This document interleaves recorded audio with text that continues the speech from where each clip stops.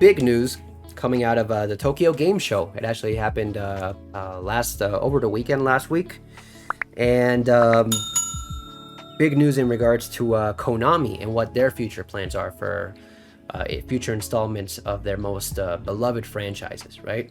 Probably the most exciting is the fact that there is supposedly, allegedly, right, a remake in the works of Metal Gear Solid 3, right? Now, this is supposedly being headed up by Virtuos. This is a developer that's it hasn't headed up any large projects on its own. It's always just provided kind of support for other developers working on AAA games. It dipped its toe in providing help with Dark Souls, Outer Worlds, the BioShock collection. So they definitely have experience, but it looks like this will be their first outing as far as them taking the helm as the main developer for a major project such as this. So this is huge. Metal Gear franchise is a very much beloved one, and fans have been clamoring for something new since the release of the latest one was Metal Gear Solid 5. Of course, Metal Gear Survive came out afterwards, but we don't want to talk about that. This comes in addition to plans for making new installments for a couple of other flagship franchises, namely Castlevania and Silent Hill as well. So the idea is that Konami's actually gone through a kind of restructuring, and they're bringing their focus back to a lot of to this premium game development, right? In the past couple of years, I guess we can say since Kojima left and they had their outing, they've been very much focused on pachinko machines, which are very popular out in Japan, and they're looking to get back to what they are, a lot of the games that they're known for, right? The Silent Hills, the Metal Gear Solids, the Castlevanias, right? They're ready to give it another go. Fans have been speculating for quite some time as far as possible remakes of the Metal Gear Solid games. I feel Metal Gear Solid 3 is a good choice. I feel like once it got to Metal Gear Solid 3, they kind of streamlined a lot of the things that they wanted to do. I feel like maybe there were some things in the first couple of games that they wanted to do, but they were held limited by the hardware. And Metal Gear Solid 3 kind of feels like the point where they started to really like get into their stride. So it's very beloved. I never got a chance to play it, unfortunately, although I've always wanted to. We'll see if we can get to that sometime. But it's very exciting to see that this may possibly, of course, nothing confirmed yet, but that it could possibly be coming out in the near future. And on top of that, new Castlevania game, new Silent Hill game. Silent Hill is another franchise that people have been, clamoring for the longest for it to come back as well, especially, with the craziness of the PT, that demo that dropped and then got removed. And if rumors are to be believed, supposedly Kojima will have a hand to play in the creation of a new Silent Hill game as well. So people will be very much on board with that. So it's exciting to see. It's exciting to see the return of like a lot of these franchises that people have really deep connections and love for. Yeah. So of these, just let me know if you are excited for any of these and franchises to come back in particular. Which one you're most excited for. Also, at the Tokyo Game Show, we got a new trailer for Stranger of Paradise. Is it Stranger of Paradise or Stranger in Paradise? Stranger of Paradise. A new trailer and a release date. It's coming out on March 18th, so fairly soon. And a new trailer that gave us a new look at the game. And I gotta say, it looks. There was also a new a demo as well. A new demo that you can try out. And another demo, or I think the same demo that they're going to update sometime soon with multiplayer functionalities. But point being, This looks great. This looks a lot better than what they showed us back in I think it was in E3, right? Where that it got first revealed. This looks miles better, right? I mean, as far as like the look of the characters, the look of the environments, the combat, everything, it just looks more polished, right? That's what the main thing from what I saw of like the trailers back in E3 is that it did seem like it just lacked polish, right? And it turns out that it was just that, because this now it looks a lot more polished, it looks a lot more clean, and it looks a lot more like an actual like AAA video game that's coming out, you know, from a huge publisher in today's day. So unfortunately, the demos are only available on the new generation of consoles, so I haven't had an opportunity to try them out yet, but hopefully I will soon. It looks cool. I mean, as far as like a kind of combination between Neo and Final Fantasy, it's yeah, I definitely see it.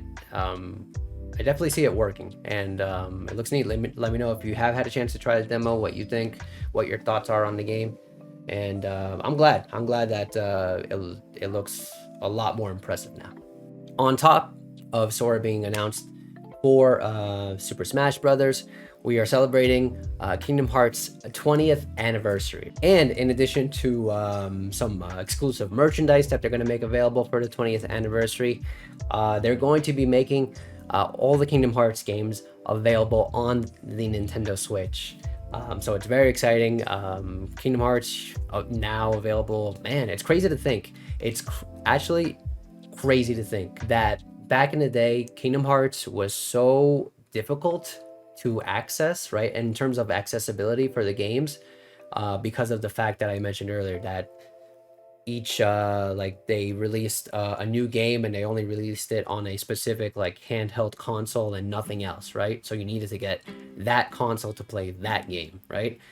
And it's crazy that we've gone from that to now all of Kingdom Hearts being available on PlayStation, Xbox, PC, and now Switch. It's actually mind-blowing, but it's good. It's a beautiful thing, and I'm glad it's gotten to this point. This is definitely a series of games that deserves to be played and experienced by as many people as possible, right? So this just opens the doors to more people to be able to experience the wonderfulness that is Kingdom Hearts, and I'm so happy. I really am so happy. What you're seeing right now is a lineup trailer announced for DC Fandome.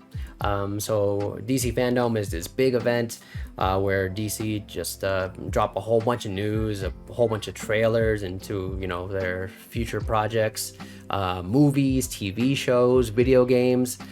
They did this last year and it was a lot of fun. I very much enjoyed it. It was like just, you know, just spent the whole day just hanging out, just seeing all these different announcements. They announced some very cool games that'll be coming out. Very excited to see some more information on those games, since none of them have come out actually, so very looking forward to get some more information on them. But the reason why we're looking at this here right now is because of the name that you see near the middle there.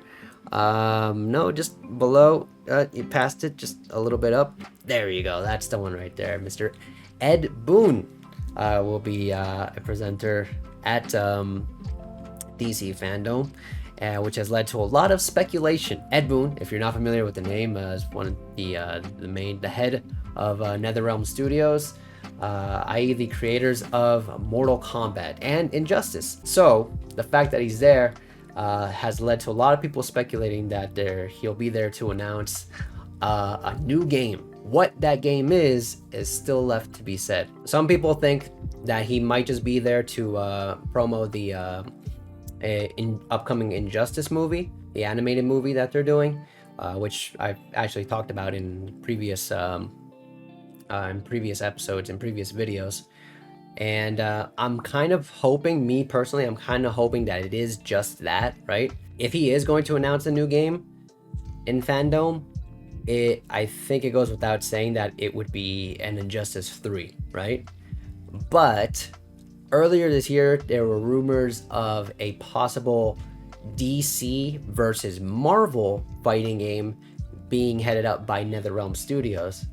And I am very much holding out that that rumor is still true, because that would be so cool to have that game.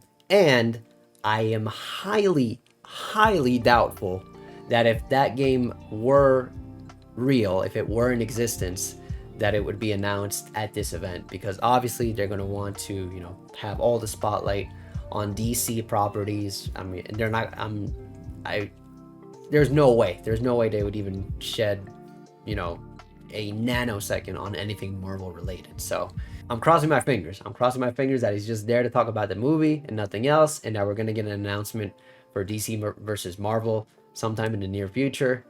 But yeah, we'll just have to wait to see. October 16 is Fandome, so it'll be exciting. Let me know what you think.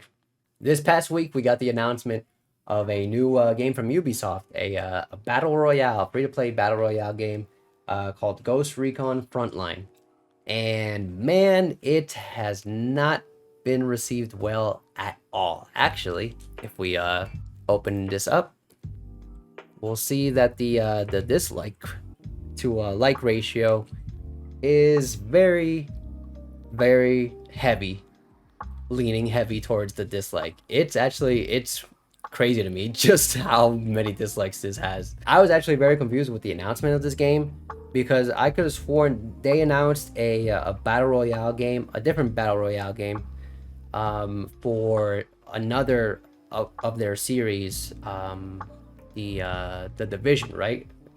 Called the Division Heartlands. I believe they announced it during E3, if I'm not mistaken, or at least around that time frame. And now for them to come out with another battle royale for Ghost Recon, it's kind of, it just seems weird. A lot of people just pointing to the fact that it's kind of late for, I mean, free battle royale games. It was kind of like a thing like back in, you know, a couple years back, you know, when everyone was coming out with them. So yeah, people kind of pointing out that they're late to the game, and that it's just weird overall for them to kind of have that released. But yeah, I mean, if you're a fan of Ghost Recon or Ubisoft, then that's the thing. They didn't, I mean, there's not even like a release date on it, and like the other one hasn't gotten released either. So it's like, it's so confusing. I don't even know, like why, just why. So yesterday we got this video from Valve. They dropped a video showing them opening up their, it's called Steamdeck or Streamdeck? Steamdeck, yes, the Steamdeck. So for those unaware, it's essentially a handheld PC that's going to be coming out later this year, if I'm not mistaken. So it'll be coming out December of this year. And yeah, it's essentially a handheld PC. You'll have access to Steam, so you can play games from your Steam account. And it won't be limited to just Steam. You could actually, has a Linux-based operating system. So you could actually install other programs, competitor programs, I imagine, such as Epic Game Store, or just go on a browser online and play games as well, or go on YouTube. It's kind of nuts. So here they just gave us a video of, you know, breaking down like the actual insides of it, you know, what makes the clock tick per se, and everything going on inside. And I just thought it was neat as far as like technology wise, you know, how far we've come. It's kind of crazy to think that, you know, of course, still waiting to see how well it actually performs. You know, this isn't the first product of its kind. It has been tried before, you know, handheld PC products, but nothing really practical, right? So we'll see how this does. Yeah, if it's actually on that level where it becomes popular, and you know, we'll actually start to see like people just out and about with these things, just playing, man, any and every game really. Because if it's a PC, there's also the possibility of possibly putting emulators on it, right, and playing games from Nintendo and just old school PlayStation or whatever the case may be. So it could be a game changer. It could be huge for you know, gaming overall. So very excited to see. I wish I could get my hands on it, but yep, it's out of my budget. That's for damn sure. So Twitch is hacked. This actually just happened yesterday. So an anonymous hacker has gone in and just yeah, they got anything and everything from Twitch. So in a huge 125 gigabyte torrent, they uploaded to 4chan, and they made everything available. We're talking about the source code of Twitch, payout reports of the of streamers, of top streamers on the platform, as well as some code pointing to Amazon setting up a competitor to Steam, where people would be able to purchase games. It seems that it's going to be called Vapor, so I guess that's going to be a thing in the near future. But yeah, just a big deal overall. If you are on the platform, by the way, if you haven't heard already, although I'm sure most people have, but make sure to change your account. Although they have gone ahead and automatically reset everyone's stream key just out of precaution, but either way, I would suggest resetting your password. You never know. Of course, there's a talking point in regards to the actual security of Twitch and how, the fact that somebody was actually able to do this. But another big, probably the next biggest talking point is the numbers as far as the actual payouts for top streamers. So there have actually been lists compiled of the top earners on Twitch, and I feel like the streamers have had have been mostly have made good fun of it, right? Kind of referring to the list and referring to themselves as different numbers on the list. So it's pretty funny. On top of that, it's actually led to a discussion of a lot of people realizing that streaming on Twitch, people don't make as much as maybe they thought they did. Granted, what you're seeing here is what the money that streamers get from Twitch payouts, which would be the money that you get from subscriptions, bits, stuff like that goes through Twitch. It doesn't count for anything for other things such as direct donations, right? So like if they have like a donation link to a PayPal account, this doesn't cover that. This doesn't cover sponsorships, deals that streamers sometimes come upon to play certain games on their streams. So of course that's taken out of the equation, but it still has led to a lot of people to realize that you don't get a whole lot of money on Twitch from Twitch itself, right? 80 or 81 people go over $1 million made on the site. And if you do the numbers, 80 streamers out of how many people stream on Twitch, thousands, tens of thousands, we're talking about less than 1%. So yeah, I saw a post from Alinity, and it probably said it best. If you I think this serves perfectly as kind of like a wake-up moment if you're planning on going into streaming, strictly to make money out of it, then you're going to be very disappointed very quickly. So just goes to show that I guess what I'm doing now is a complete waste of time. EA released a press release in which it two main topics coming out of it. One, the record-breaking numbers of the launch of FIFA 22 and all the people playing on that. And the second, and probably the more interesting, is actually the fact that they are considering the possibility of removing the actual FIFA title from the game altogether for future installments. This comes as a big shock because FIFA has been FIFA since its conception, right? Since the very start. And it's kind of crazy to think that it would go by a different name. Now, you might be thinking that, what about the team names, the kit, the leagues, all that stuff? Apparently, and I didn't know this, but from what it says here, from what it explains, is that the FIFA license is actually separate from all that other stuff. So it would actually still have all the leagues by their proper names and the teams, at least the ones that they do have, because more as each year goes by, it seems that it becomes more and more difficult to get all the actual licenses of the teams. But yeah, none of that would be affected. It would just be the title of the game itself. So it would no longer be called FIFA, but instead, who knows? I mean, I saw the suggestion on Twitter of maybe in the same vein as the American football game being called Madden after a coach. Maybe they call the game after an iconic coach or player or something like that.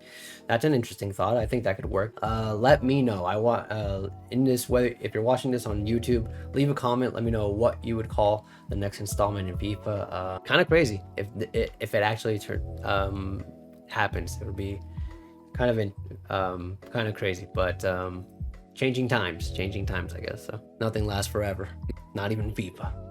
Eidos Montreal has adopted a 4-day work week. So I thought this was actually very important to include.